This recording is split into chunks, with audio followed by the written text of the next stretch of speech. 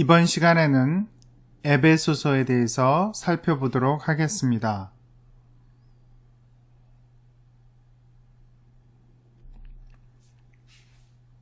바울은 문안 인사 후에 그리스도 안에 있는 하나님의 예정하시고 대속하시는 활동, 하나님의 영광스러운 은혜를 찬양합니다. 아버지께서 우리에게 모든 신령한 복을 주셨고 창세전에 그리스도 안에서 우리를 택하셨고 사랑 안에서 우리를 예정하셨습니다. 아버지께서 주신 모든 복은 그의 사랑하시는 자 하늘 보좌에 앉아 계신 그리스도 안에서 우리에게 임했습니다. 이 복들 중에는 우리가 인치심, 즉 약속된 성령을 받았다는 사실도 포함되어 있습니다. 바울은 당연히 감사와 이 편지를 받는 사람들을 위해 기도합니다.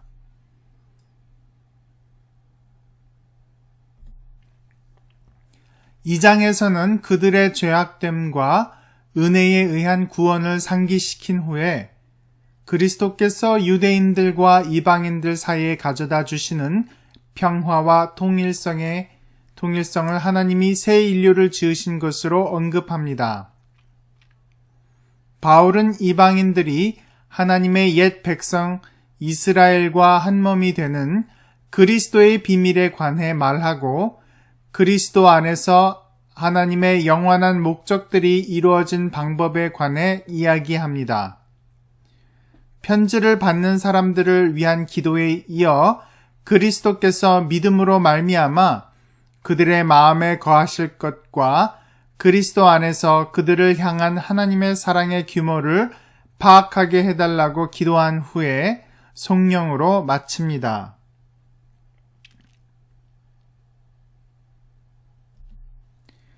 바울은 하나님께서 교회에게 주신 선물로서 사랑 안에서 자랄 수 있게 해주는 것, 성령에 하나 되게 하시는 것을 힘써 지키는 일의 중요성을 강조하고 있습니다. 빛의 자녀답게 살라고 권면합니다.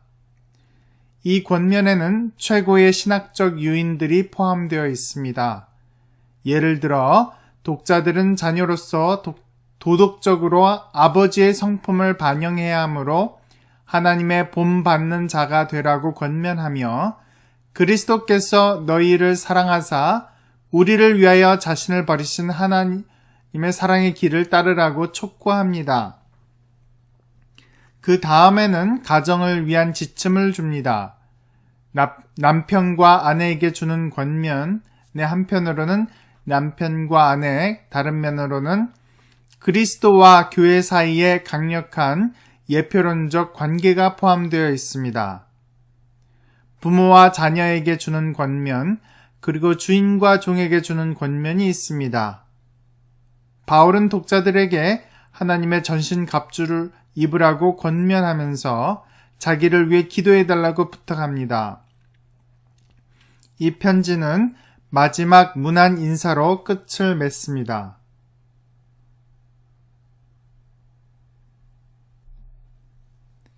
에베소서가 확실한 바울의 서신이라는 것이 전통적인 견해였지만 최근에는 많은 학자들이 이를 부인하고 있습니다.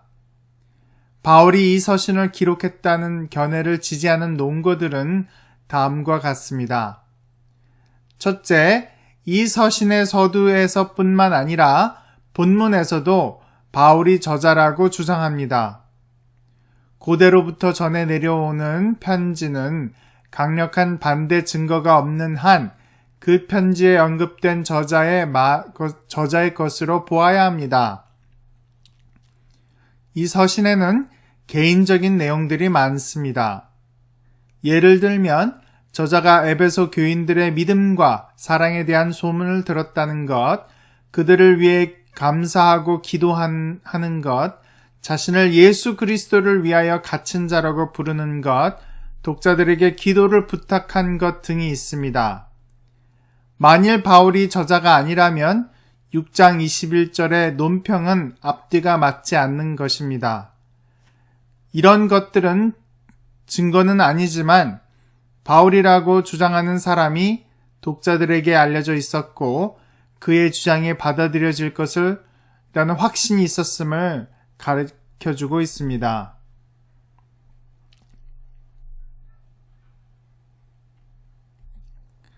초기부터 이 서신은 널리 보급되었고 이 서신의 신빙성에 대한 의심이 없었던 것으로 보입니다.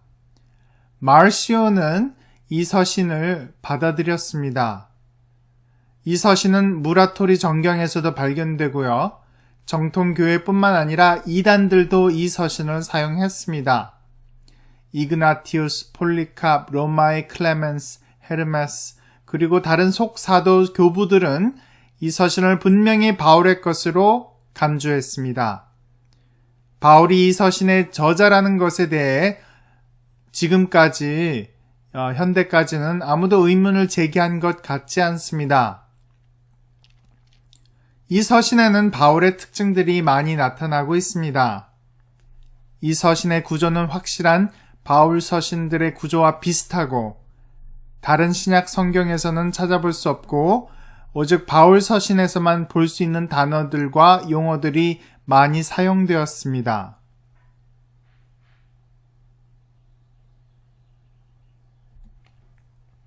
캐드버리는 다음과 같은 흥미로운 질문을 했습니다. 1세기에 바울을 모방한 사람이 90에서 95% 정도 바울의 문체와 흡사하게 기록했다는 것과 바울이 5에서 10% 정도 자신의 문체에 변화를 주었다는 것 중에서 어떤 것이 더 그럴듯한가? 로버트 그랜트는 이 질문을 다음과 같이 바꾸었습니다. 90에서 95%가 바울의 문체와 일치하는 이 서신의 신빙성을 인정할 수 있다고 주장하는 것과 없다고 주장하는 것 중 어느 것이 더 타당한가? 이 질문에는 답이 가능한 것 같습니다. 우리는 판단할 수 있는 입장에 100% 판단할 수 있는 입장은 있지 않습니다. 따라서 부정할 수 있는 근거가 없는 한 이 서신에 바울의 저작서를 인정해야 합니다.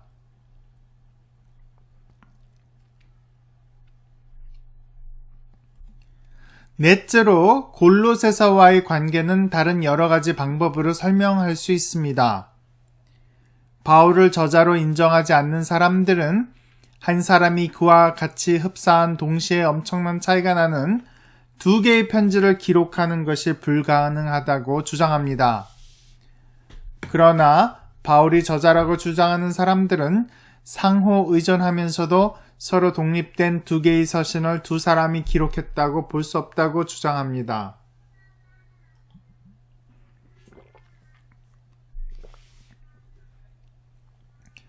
에베소서는 골로새서의 몇 부분을 복사한 것이 아니라 그것을 발전시킨 것입니다. 거기에 비슷한 어휘들이 있을 수 있지만 흥미로운 차이점들도 있습니다.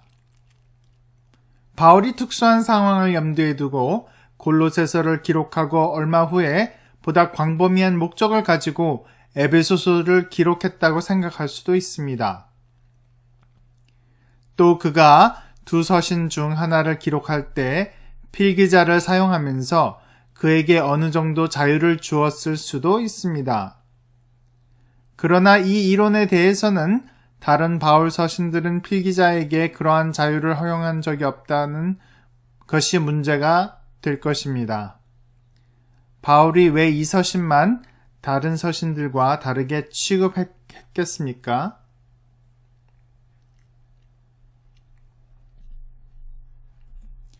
다섯째, 요한계시록에는 바울이 언급되지 않지만 특히 에베소 교회에게 하는 말이 기록되어 있습니다.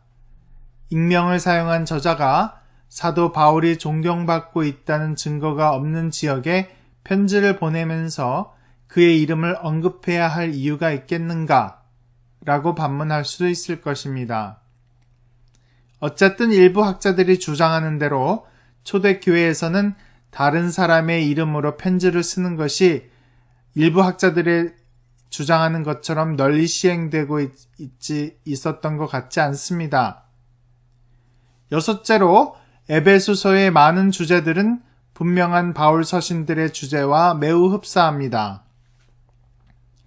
예를 들어서 이신칭의 은혜의 위치, 구속함을 받지 못한 자들은 육체의 지배를 받는다는 것, 화목제로서의 그리스도의 사역, 유대인과 율법의 위치 등입니다.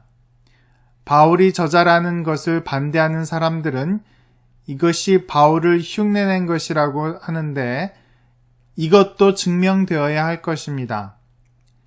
이 서신에는 분명히 바울의 교훈들이 들어 있습니다.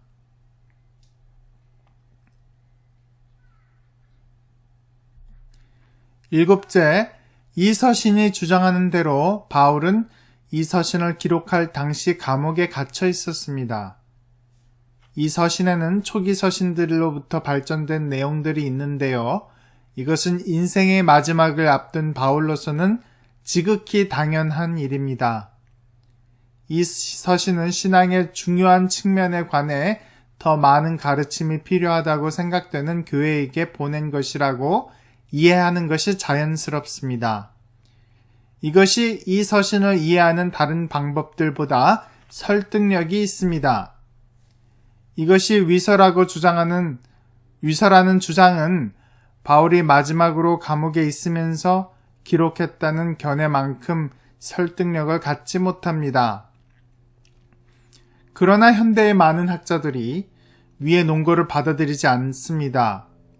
그들은 바울이 아닌 다른 제3자가 기록했다는 증거가 더 많다고 주장합니다. 그럼 그것은 무엇일까요? 첫째로 에베소서의 신학은 바울의 신학이라고 보기 어렵다고 합니다. 이신칭의에 대한 분명한 진술처럼 바울의 특징들이 있지만 교회의 보편적인 기능과 실현된 종말론을 강조하는 것 등 확실한 바울의 서신들에서 입증되지 않은 강조점들이 있습니다.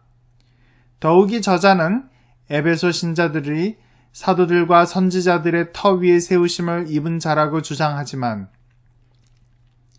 분명한 바울의 서신에서는 바울은 그리스도가 유일한 터라고 이해하고 있습니다.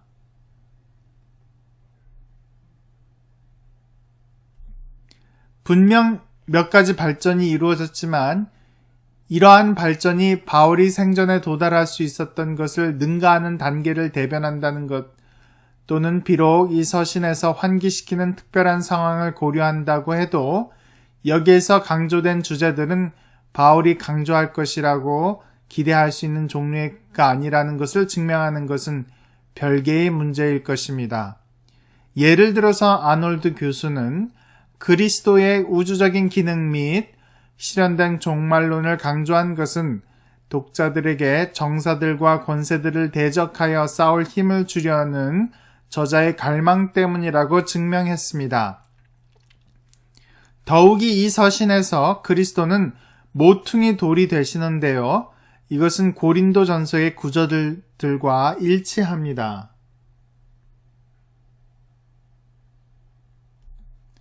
또 에베소서에서 에클레시아는 항상 보편교회를 언급하지만 일반적으로 바울은 지역회종을 언급할 때에 그 단어를 사용했다는 주장도 있습니다. 그러나 이 서신에서 바울이 사용한 그 단어가 언급하는 것이 그 지역교회의 범위를 넘어서는 것이 사실인 한 이것이 아시아에 있는 로마에 속주해 있는 많은 교회에 보내기 위해 기록된 일반적인 편지라면 그것은 그리 놀라운 일이 아닐 것입니다. 어떤 학자들은 분명히 바울의 편지에서 언급되는 그리스도의 재림이 이 편지에서 언급되지 않는다는 점을 주목합니다. 이 서신에서는 바울이 교회 안에서 유대인과 이방인들의 일치를 이루는 사명을 가지고 있다고 묘사하는 데 반해 역사적인 바울은 자신을 이방인의 사도로 여겼다고 주장합니다. 비평가라면 차이점들이 본문들에서 억지로 끌어낸 것이 아닐까 의심할 수 있습니다.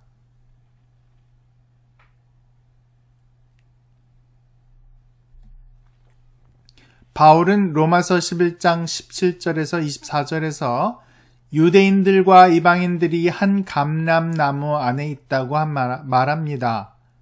에베소서에서는 그리스도와 교회의 연합을 결혼으로 묘사하고 있는데요.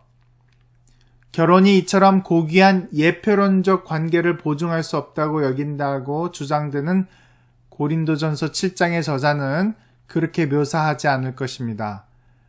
그러나 이것이 불가능한 일이라면 구약 성서에서 일부 본문들은 이스라엘을 야훼의 신부라고 묘사하고 다른 본문들은 성적인 문제에 관한 규정을 세우는 것도 불가능한 일일 것입니다. 결국 독신 생활을 카리스마타라고 부르는 고린도전서 7장에서 결혼을 카리스마타라고 은사라고 부를 수도 있습니다. 이런 종류의 비평은 저자가 어떤 구절에서도 결혼에 대해 생각하는 모든 것을 말한 것이 아니라는 점을 인정해야 합니다. 또 두 구절의 견해가 서로 배제하는지 전혀 분명하지 않습니다. 어떤 사람은 전혀 생각할 수도 없다고 생각되는 것이라도 사도 바울처럼 광범위하고 독창적인 정신을 가진 사람은, 신학자는 생각할 수도 있다고 여기는 학자들도 있습니다.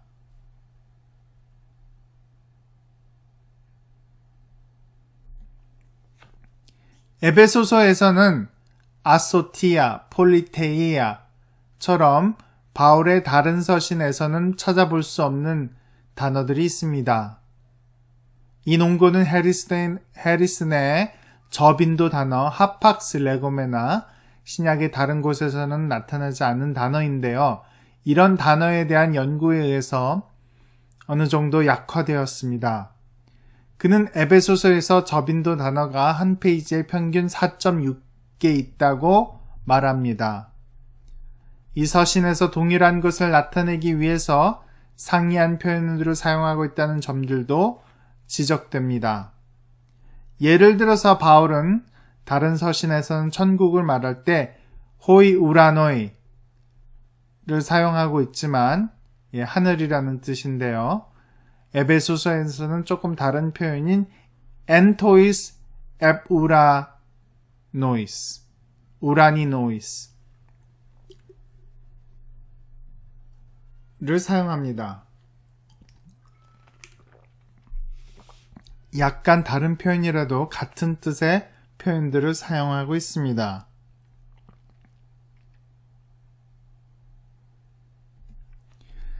또 이 서신에서는 그리스도를 에이가메노스라고 부르며 일반적으로는 카린 디도미, 내가 감사한다는 이런 표현을 사용하는 곳에서 카리스토, 감사한다 이런 한 단어를 사용하고 있습니다. 바울은 일반적으로 사단이라는 말을 사용하는데 이 서신에서는 마귀라는 단어를 사용하고 있습니다. 이러한 차이점들은 흥미롭기는 하지만 바울처럼 다재다능한 작가의 경우에는 충분히 바꿀 수 있는 가능성이 있고 바울의 저작을 부인하는 증거가 되기에는 미흡합니다.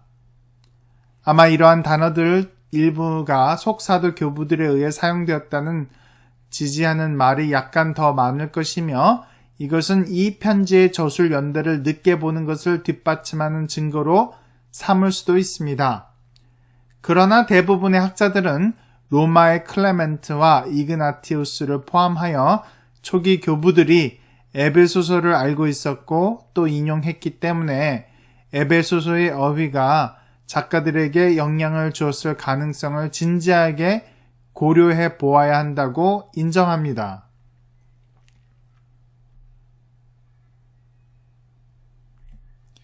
보다 중요한 것은 이 서신의 문체입니다. 특히 긴 문장들이 주목할 만합니다. 현대 번역본에서는 이 긴 문장들이 끊겨 있기 때문에 독자들이 그 길이를 인식할 수 없습니다. 그러나 1장 3절에서 14절까지, 15절에서 23절까지, 그리고 3장 1절에서 7절까지는 모두 한 긴 문장입니다.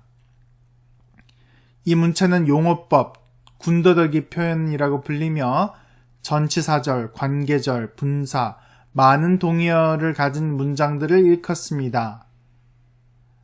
슈나큰부르크는 바울 서신에서 이와 비교될 만한 것이 없다고 주장합니다. 그러나 차이점은 어느 정도 과장되어 있습니다. 용어법은 이 편지의 전반부에서만 주도적으로 사용되며 후반부에서는 일반적인 바울 서신의 문체가 사용됩니다. 이 서신의 전반부와 후반부의 저자가 각기 다른 사람이라는 가정하지 않는 한 전반부의 특이한 문체에 대한 설명은 그 내용에서 찾아야 할 것입니다. 이 부분의 문체는 송영, 기도, 그리고 포괄적인 신학적 주제들과 조화를 이룹니다. 분명한 바울의 편지에서 비슷한 주제를 다룰 때 문체가 비슷하게 화려해질 수도 있습니다.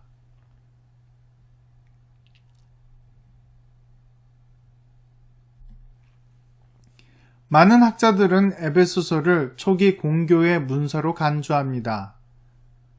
저자는 사도들을 폐쇄된 집단으로 회고하며 전혀 바울이 관심을 갖지 않았을 다양한 사역들에 대해 언급하고 있다고 주장합니다. 그러나 사도들과 선지자들은 거룩하다고 묘사하고 있는 것은 거의 변칙적인 것이 아닙니다. 사도 바울은 모든 기독교인들에게 그 용어를 사용합니다. 사도들과 선지자들은 하나님의 집의 터라고 표현되었지만 저자는 무대에서 사라진 사람들에 대해서 아무 말도 하지 않습니다. 그리고 결국 그리스도는 그들을 교회에 주시는 분이시므로 그 근본적인 역할은 그리스도의 절대적인 권위를 위협하지도 않습니다. 논란이 없는 확실한 바울의 편지에서도 바울은 종종 자신의 사도적 권위에 대한 의식에 대한 의심을 거의 남기지 않습니다.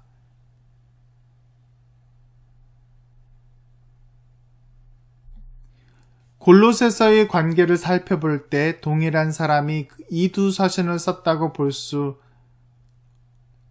없습니다. 그러나 일반적으로 서로를 상쇄하는 두 가지 이유가 개진됩니다. 첫째로 보통 골로새서는 진정한 바울의 서신이라고 주장되지만 에베소서는 골로새서에 기록된 바울의 사상과 어휘를 사용한 어느 모조자의 작품이라고 생각됩니다. 어찌하여 저자가 한 지역에 골로새서를 보낸 직후에 비슷한 편지를 다시 보내려 했겠습니까? 그보다는 에베소서가 20년 혹은 30년 뒤에 다른 사람에 의해 기록된 것이라고 가정하는 편이 사례에 맞을 것 같습니다. 그러나 의존한 분량은 과장되어 있다고 말할 수 있습니다. 두 기고를 첨가하는 것에 관한 두 구절은 연속되는 29개의 단어들이 동일합니다.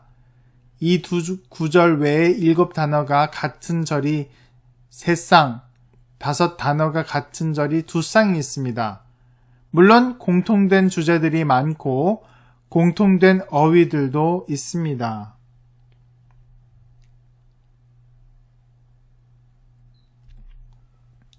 그럼에도 불구하고 만일 어떤 사람이 생각하는 것처럼 에베소서가 골로새서를 직접적으로 의존하고 있다면 그것이 표절본이 아니라는 것에 놀라게 될 것입니다.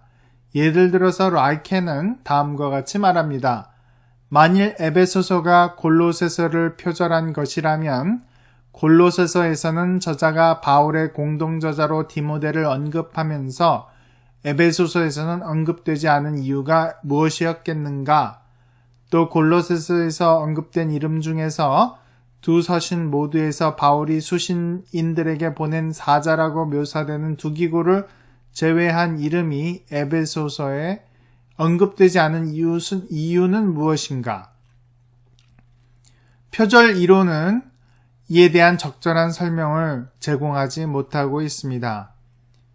많은 학자들은 동일한 사람이 골로새서를 쓰고 나서 얼마 후에 동일한 생각을 가지고 최근에 표현했던 아이디어들을 보다 일반적으로 적용하면서 에베소서를 썼다는 것을 가장 훌륭한 설명이라고 여깁니다.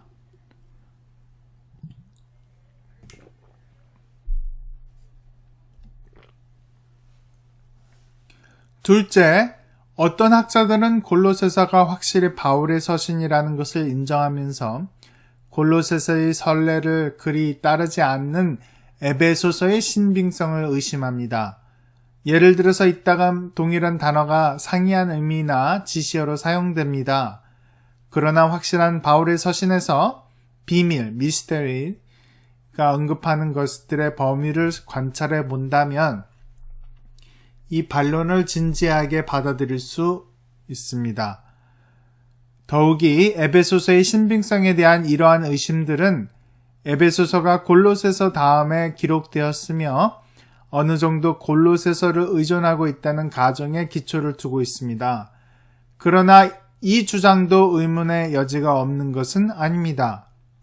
일부 학자들은 거꾸로 골로새서가 에베소서를 의존하고 있다고 주장했으며 어느 중요한 연구서에서는 두 서신이 공통적으로 사용했던 실전된 자료가 있다고 가정합니다.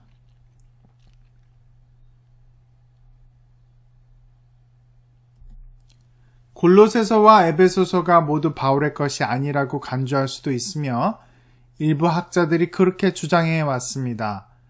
그러나 그럴 경우 골로새서의 저자는 그 서신을 바울의 것처럼 보이기 위해서 빌레몬서를 사용했고 에베소서는 같은 위서자에 의해서 만들어진 또 다른 작품인 듯 보입니다.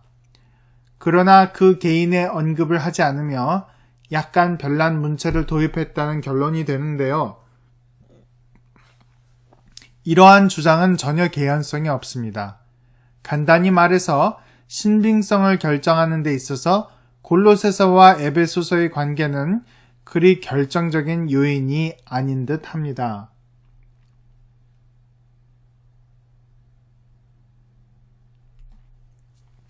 마르쿠스 바르트는 오늘날 4가지 학파가 있다고 말합니다. 바울을 저자로 인정하는 학파, 바울이 원제자이나 편집자가 수정했다고 보는 학파, 바울의 저작을 부인하는 학파, 그리고 아직 결정을 내리기에 증거가 불충분하다고 보는 학파 등입니다.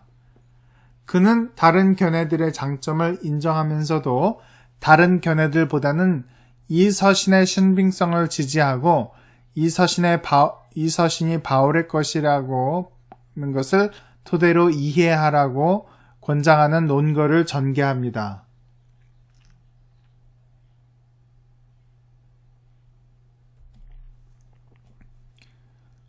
이 서신은 골로새서와 같은 장소에서 기록된 듯하며 그곳에 관해서는 골로새서에서 다룰 것입니다.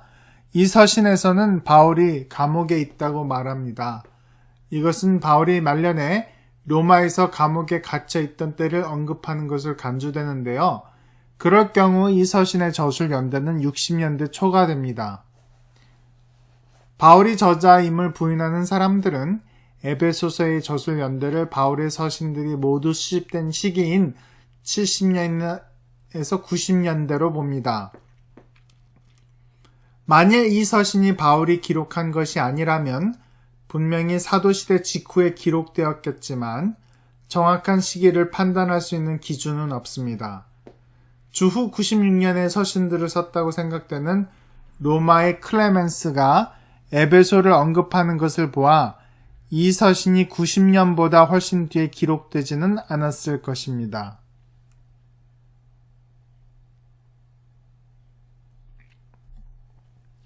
(1장 1절에) 에베소에 있는 이라는 말은 일부 가장 훌륭한 사본들 바실과 오리겐, 마르시온, 그리고 털툴리안에게서 발견되지 않는다는 사실이 큰 문제가 됩니다.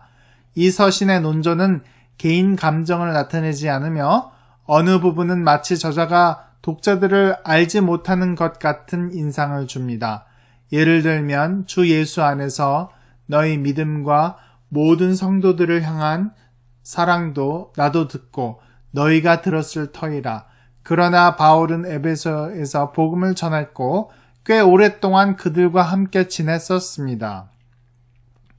서로를 향한 그들의 뜨거운 사랑은 그들의 작별 인사에 분명히 나타납니다. 사도행전 20장을 참조해 보십시오. 바울이 그처럼 사랑하는 친구들에게 이처럼 냉정하고 비정한 개인적인 사항이 없는 편지를 보냈다고 상상하기 어렵습니다.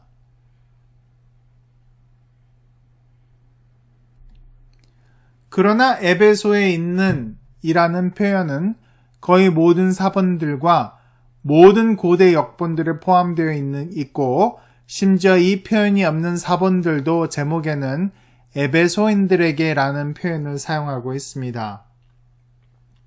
따라서 이 서신은 원래 여러 교회에 회람될 것을 목적으로 기록되어 두기고가 전달한 것으로 두기고가 자신의 논평을 추가했다고 주장됩니다. 에베소서의 사본이라고 생각되는 현존하는 거의 모든 사본들의 전신입니다. 이 견해의 수정안으로 수신자가 기록되지 않은 서신이 에베소의 교회에 보관되어 있었는데 어느 시기에 그것을 에베소에 보낸 편지라고 가정하게 되었다는 주장이 있습니다. 어느 특정 문제나 논쟁에 대한 언급이 없다는 점은 이렇게 회람된 그런 서신이라는 가설과 일치를 합니다.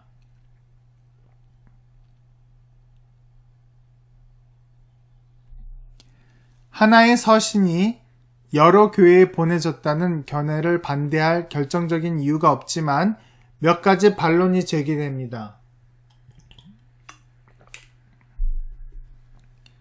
한 가지 중요한 것은 이름이 첨부되지 않은 회장은 복사기가 익숙한 시대에나 있음직한 이야기지 손으로 일일이 필사해야 했던 시대에는 가능한 것이 아니라는 것입니다. 만일 서신 전체를 손으로 써야 했다면 그 교회의 이름을 나타내는 두 단어를 생략할 이유가 없는 듯 합니다. 시간 전략이라는 이유는 전혀 말이 되지 않습니다. 또 이 이름이 생략되는 사본들에는 지역 이름뿐만 아니라 모모세라는 단어도 생략되어 있음을 염두에 두어야 합니다. 회장의 사본들에는 모모에라는 단어가 남아있었을 것입니다. 더욱이 회장의 사본들 중에서 특정의 한 교회에 보낸 것만 남아있다는 것은 대단히 이상한 일일 것입니다. 심지어 에베소에 있는 이라는 말이 빠진 사본들에는 다른 명칭이 삽입되어 있지 않습니다.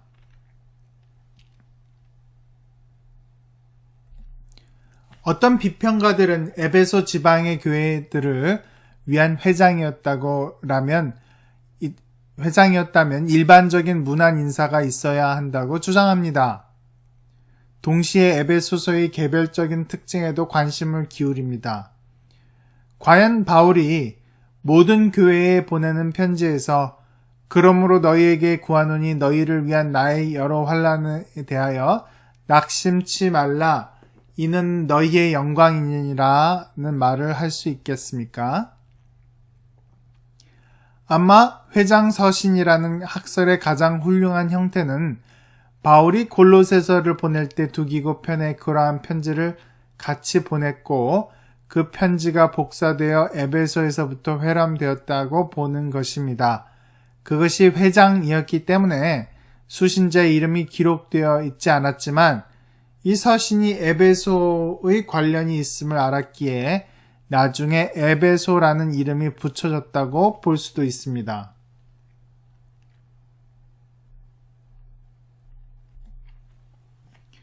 또 다른 제안은 이 서신은 마르시온의 생각처럼 라오디게아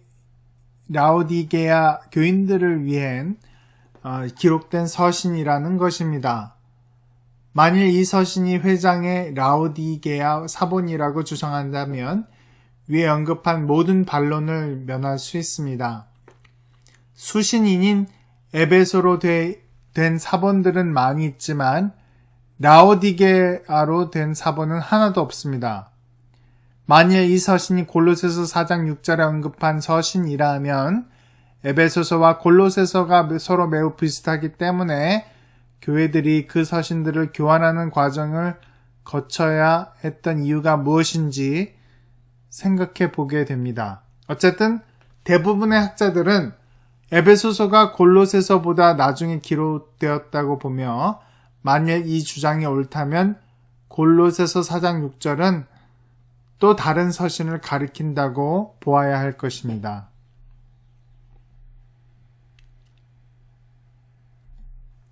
굿스피드는 이 서신이 바울 서신 전체의 서론으로 기록되었다고 주장합니다. 그의 주장에 의하면 어떤 바울의 신봉자가 처음으로 바울 서신들을 수집했을 때 바울의 사상을 독자들에게 소개하기 위해 그가 사랑하는 스승의 문체로 이 서신을 기록했다고 합니다. 이 서신의 수집이 처음에 에베소에서 이루어졌기 때문에 많은 사본들의 수신이 성명이 에베소로 되어 있다고 주장합니다.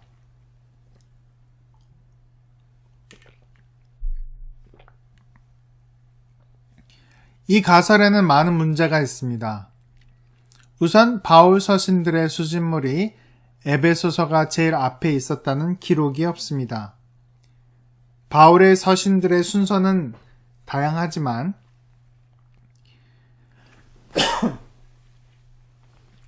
에베소서는 서신들 전체의 서론의 위치를 차지하지 않습니다. 또 에베소서와 골로새서의 유사성도 문제가 됩니다. 바울의 서신들 중에 이 두 서신만큼 유사한 서신들이 없습니다. 만일 누군가가 서론을 썼다면 이 서신에 그처럼 큰 관심을 기울인 이유가 무엇입니까? 또 두기고에 대한 말이 포함된 이유는 무엇입니까?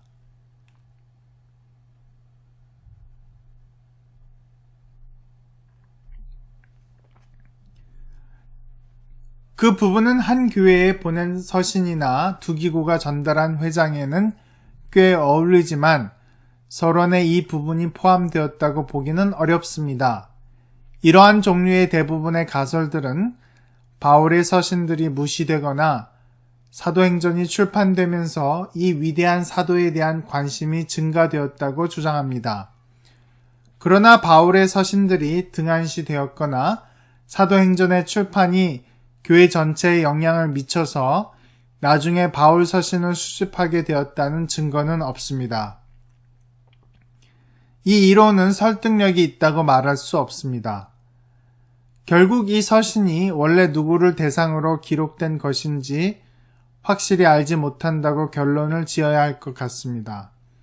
많은 사본들의 증거 그리고 다른 모든 주장들의 성립 불가능성은 이 서신이 에베소 교회를 위해 기록된 것으로 보게 됩니다.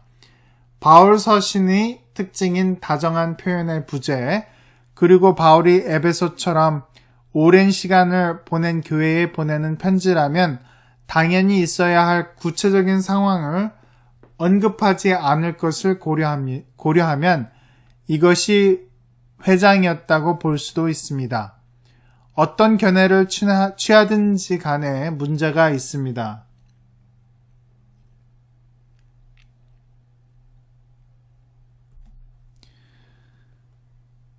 이 서신의 목적을 이해하는 데 있어서 모든 사람이 의견을 같이 하는 것은 아닙니다. 독자들에게 교훈을 주려는 의도였음은 분명하지만 일반적으로 바울 서신에서 볼 수 없는 방법으로 교훈이 주어지지 않습니다. 대부분의 바울 서신들은 특별한 상황에 특별한 목적을 가지고 기록된 것이지만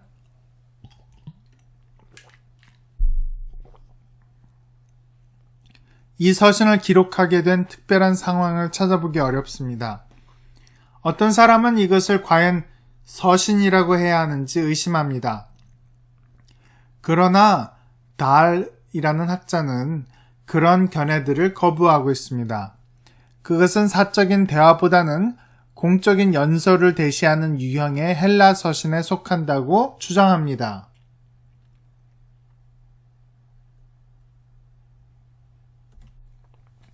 그러나 이 공적인 연설을 하게 된 원인은 무엇이었을까요? 어떤 사람들은 유대인 신자들과 이방인 신자들 사이에 있었을 긴장을 지적하면서 바울이 통일을 확보하려고 노력하고 있다고 생각하고, 또 어떤 사람들은 이방인 개종자들에게 새로운 믿음의 중요한 요소들을 가르치기 위해서라고 주장합니다. 또 바울 이후의 서신으로 보는 사람들은 초기 공교회주의에 교회적 관심을 고조시키기 위해 기록되었다고 주장합니다. 초대 기독교인들이 믿는 몇 가지 위대한 진리들을 상설하려는 시도였다고 주장하는 사람들도 있습니다. 이러한 다양성에 직면하여 일부 학자들은 하나의 목적을 찾는 것을 포기하고 이 서신의 배후에 여러 목적이 있다고 주장합니다.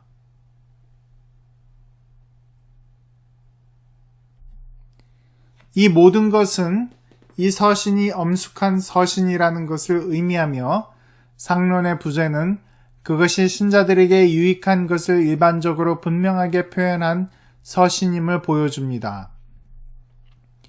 이 서신이 구체적인 상황이나 문제에 대해서만 언급하고 있다고 말해서는 안 됩니다.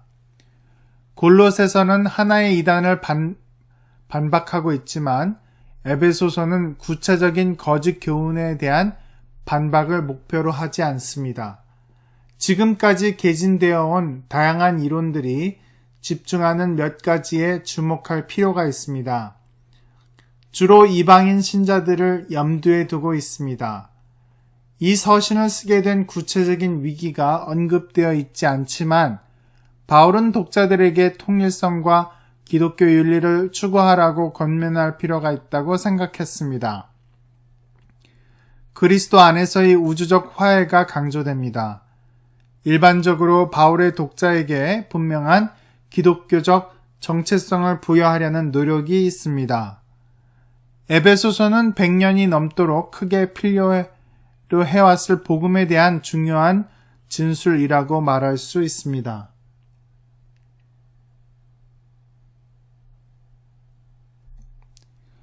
이 서신은 구원에 있어서 하나님의 역할을 크게 강조하는 단락으로 시작합니다. 바울은 신자들이 누리는 그리스도 안에 있는 영적인 복들을 언급하고 계속해서 하나님께서 창세전부터 이 신자들을 택하셨다고 말합니다.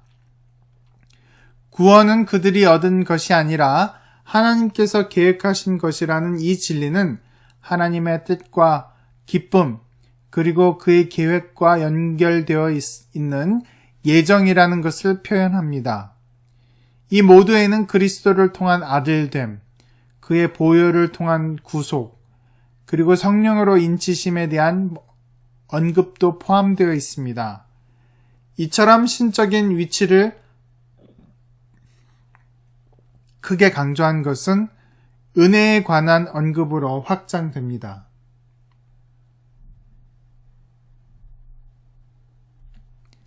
첫머리에서는 기독론의 핵심이라고 할 수 있는 그리스도의 구속사역이 강조됩니다. 이 서신 전체에서 이것이 계속 강조됩니다. 즉 그리스도는 누구이며 무엇을 행하는가 하는 것이 기독교의 핵심이라는 것이 이 서신 전체에서 분명히 드러납니다. 그리스도는 교회 안에서 적대감을 깨뜨리시고 유대인과 이방인들을 화목하게 하시는 분이십니다. 그리스도는 우리의 화평이 되시는데 이것은 인간의 적대감을 극복한 것보다 큰 것입니다. 그리스도의 사역에는 하늘에 있는 것이나 땅에 있는 것이 다 그리스도 안에서 통일되게 하는 것이 포함되어 있습니다. 하늘의 권세들은 교회로 말미암아 하나님의 각종 지혜를 알아야 합니다. 그리스도의 구속 사역에는 측량할 수 없는 중요함이 있고 교회의 존재에도 우리가 이해할 수 없는 중요성이 있습니다.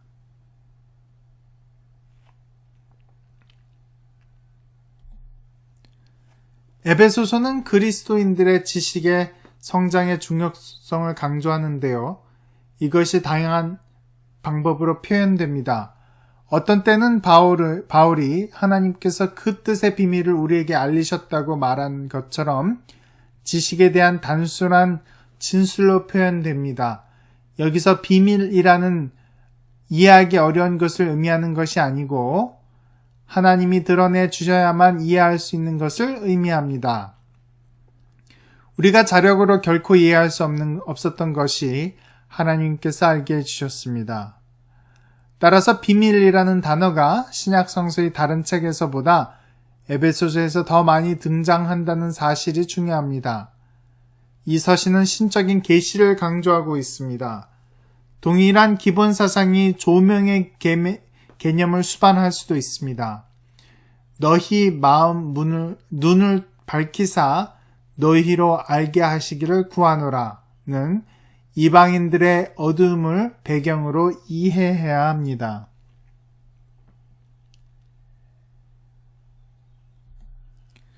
독자들은 주 안에서 비치며 빛의 자녀들처럼 살고 주께 기쁘시게 할 것을 찾아야 합니다.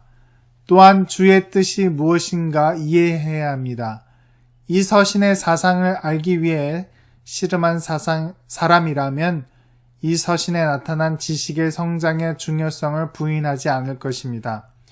독자들이 알아야 할 중요한 것 중 하나는 그들이 사랑 가운데서 뿌리가 박히고 지식에 넘치는 그리스도의 사랑을 알아 그 넓이와 길이와 높이와 깊이가 어떠함을 알 수 있기를 원한다는 기도에 표현되어 있습니다.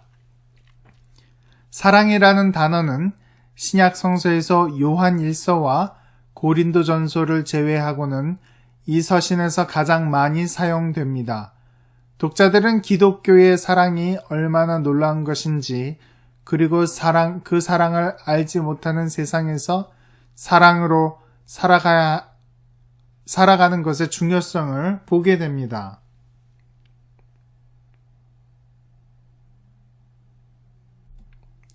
교회는 주 안에서 성전, 그리스도께서 모퉁이 돌이 되시는 건물이요, 성령 안에서 하나님의 거하실 처소입니다. 또 다른 관점에서 보면 교인들은 성도들과 동일한 시민이요, 하나님의 권속, 그 이름이 아버지께로부터 나오면 천국뿐만 아니라 이 땅에도 있는 권속들입니다. 유대인과 이방인들이 한 몸의 지체가 되는 것은 비밀. 우리 중 누구도 이해할 수 없었지만 이제 하나님에 의해 계시된 감춰진 깊은 진리입니다. 또 신자들이 유지하기 위해 애써야 할 통일성이 있습니다.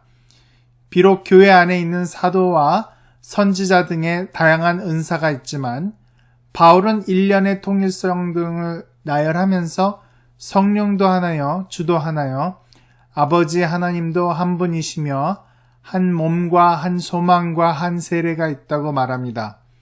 에베소서 저자는 비록 다양한 인종의 지체들이 교회 안에 있어서 이 교회가 세상에서 중요한 사역을 감당하도록 하나님께서 무장시키셨지만 주 안에서 철저하게 하나가 되는 교회에 대한 놀라운 비전을 독자들이 소유하기를 원하고 있습니다.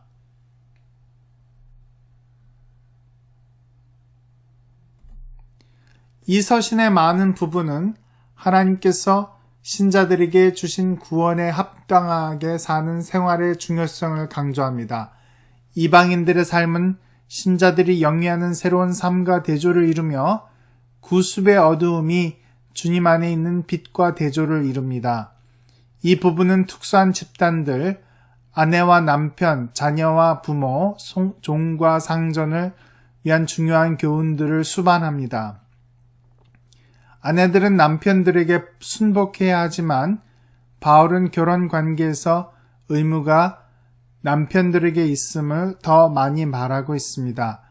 남편들은 그리스도께서 교회를 사랑하신 것 같이 아내를 사랑해야 합니다.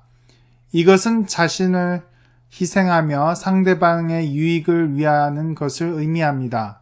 그러한 사랑은 과거의 남자가 그 부모를 연결하던 것과 같은 다른 유대인들보다 우월합니다. 이런 종류의 사랑은 바울로 하여금 이 비밀이 크도다, 내가 그리스도와 교회를 대하여 말하노라 라고 말하게 합니다.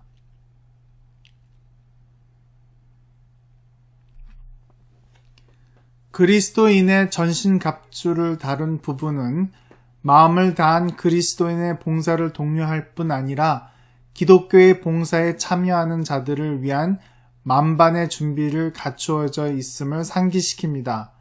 이 서신에서는 죄인들의 무가치함에도 불구하고 구원을 이루시는 하나님의 탁월한 위치에 대해서 언급한다는 것을 간과할 수 없습니다. 또 그리스도의 위대하심, 또한 하나님께서 그의 위대한 목적을 성취하시는 데 있어서 그의 몸된 교회가 중요한 위치에 차지한다는 사실도 간과할 수 없습니다. 에베소서를 잠시 살펴보았는데요. 여러분 수고하셨습니다.